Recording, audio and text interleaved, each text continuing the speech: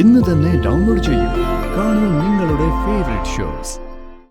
ശരവണ, ഞാനത് ചെയ്യാത്തത് എൻ്റെ ഈഗോ കൊണ്ടൊന്നുമല്ല. ഈ മനസ്സിന് മുറിവേറ്റ് നിൽക്കുന്ന അയാളുടെ മുമ്പിൽ ചെന്ന് നിൽക്കാനുള്ളൊരു മടികൊണ്ടാ. ഞാൻ അയാളുടെ മുമ്പിൽ ചെന്നിരുന്നാലും ഈ വാക്കുകളൊക്കെ മുറിഞ്ഞു പോകത്തേ ഉള്ളൂ. നീ ഒന്ന് ചിരിക്കാൻ വേണ്ടി പാടുപെടുന്നത് ഞാൻ കണ്ടിട്ടുണ്ട്. ബാക്കി എല്ലാവരെയും നീ മാറ്റി നിർത്തിക്കൂ. സ്വന്തം അമ്മയോട് നീ നീതി കാണിച്ചിട്ടുണ്ടോ? പറ. സുജാതയെ പോലും കൊല്ലാൻ നീ കത്തിയെടുത്തില്ലടാ. അമ്മയ്ക്ക് നേരെ കത്തിയോങ്ങിയ ഒരു മകന് ഏത് നീതിപീഠത്തിൽ നടാ രക്ഷപ്പെടാൻ സാധിക്കുക? സുജാത പറഞ്ഞതൊക്കെ സത്യം. ഇങ്ങനൊരു മകൻ ഞങ്ങൾക്കില്ലാന്ന് തീരുമാനിച്ചിട്ട് തന്നെയാ SSR വിളിച്ചപ്പോ ഞങ്ങൾ ഇങ്ങോട്ട് കയറി വന്നത്. ആശ്വസിപ്പിക്കാനോ താലോലിക്കാനോ ഒന്നല്ല. നിയമം തരുന്ന ഏറ്റവും വലിയ ശിക്ഷ നിനക്ക് ലഭിച്ചിരിക്കണമെന്ന് പറയാനാ. അറിയണം നീ. അഴികൾക്കുള്ളിൽ കിടന്ന് കരയണം നീ. കുടുംബം എന്താണ്, കുടുംബ ബന്ധം എന്താണെന്ന് നിന്റെ കണ്ണീരിലൂടെ ബാക്കിയുള്ള ലോകം കൂടി കാണണം.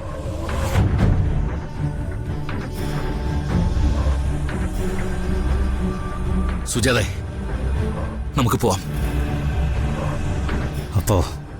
അപ്പൊ നിങ്ങൾക്ക് എന്നെ വേണ്ടല്ലേ? വേണ്ടല്ലേ? നിങ്ങൾ എന്നെ കൊണ്ടുപോകില്ലല്ലേ? നിയമം ജീവനെ ഒന്നും ചെയ്യില്ല. 5-10 വർഷം അഴികൾക്കുള്ളിൽ അടച്ചിട്ടാലും ജീവൻ വരും.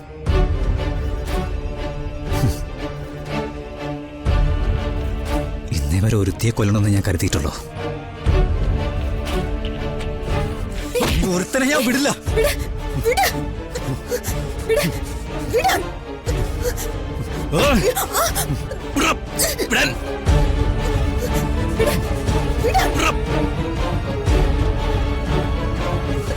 എല്ലാത്തിനെയും കൊല്ലും ഞാൻ.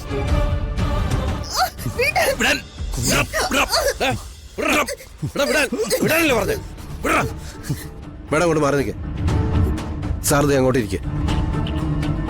ചെല്ല്. ഇതിൻ്റെ ഉള്ളിൽ നിന്റെ അഭ്യാസം ഒന്നും വേണ്ട. മാറിക്കണം അങ്ങോട്ട്.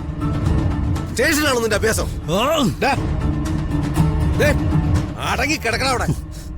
മര്യാദക്ക് കിടന്നോണം, അല്ലെങ്കിൽ നീ വിവരം അറിയും. പറഞ്ഞേക്കാം.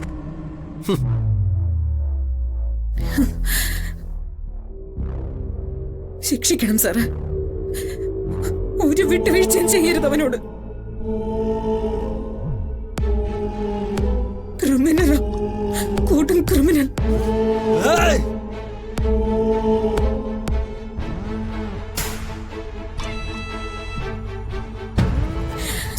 ശരി, നിങ്ങൾ പോയിക്കോ.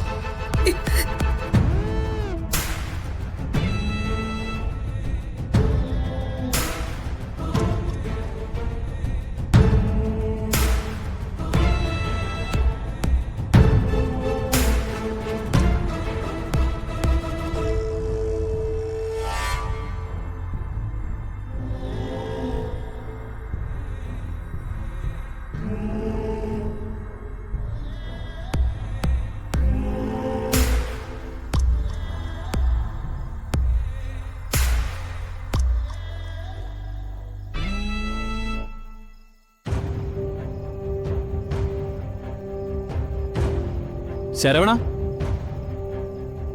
സർ,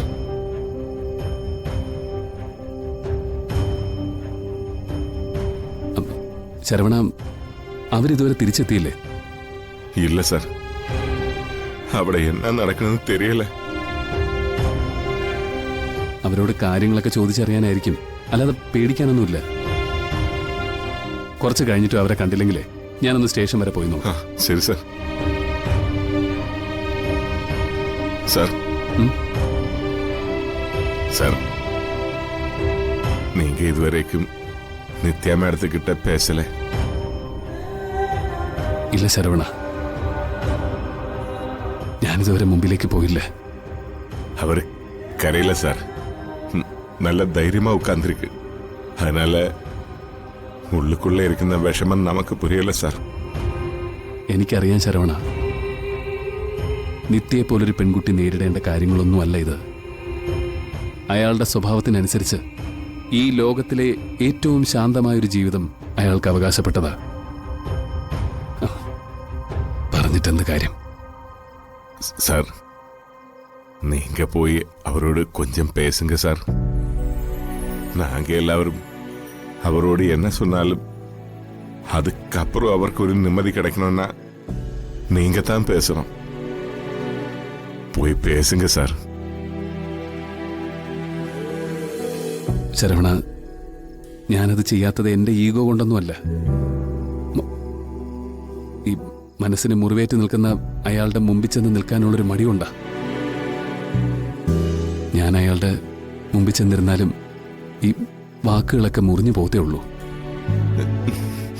சார் அப்படின்னா அப்படி ஒரு வாட்டி போய் பாருங்க சார். சார், அவர் என்னோட தங்கச்சி சார். இந்த நிலைமையில அவரை எனக்கு பார்க்க முடியாது சார். கொஞ்சம் சமாதானப்படுத்துங்க சார்.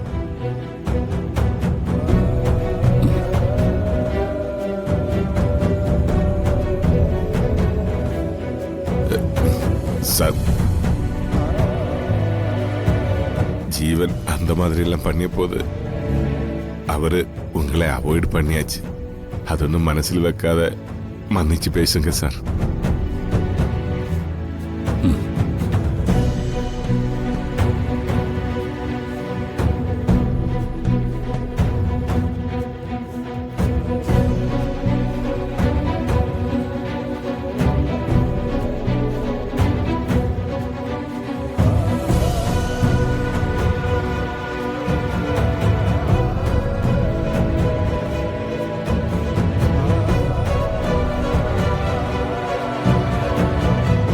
നിത്യ,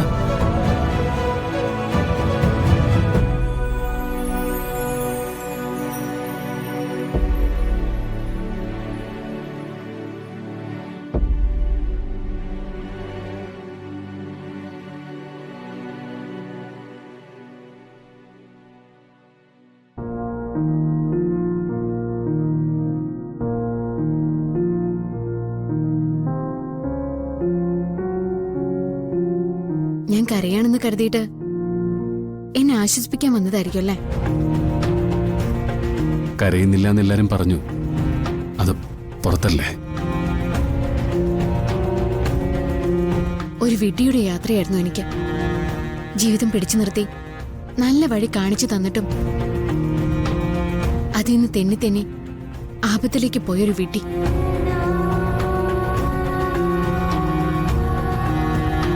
ചില നേരത്ത് ഈ പാരമ്പര്യങ്ങളും കുടുംബത്തെക്കുറിച്ചുള്ള ചിന്തകളും ഒക്കെ ബാധ്യതയായിട്ട് മാറും. ഞാനൊരു താലി മുറുക്കി പിടിച്ച് പറഞ്ഞതുപോലെ. ഞാനതിൽ തന്നെ കുറ്റപ്പെടുത്തുന്നില്ല.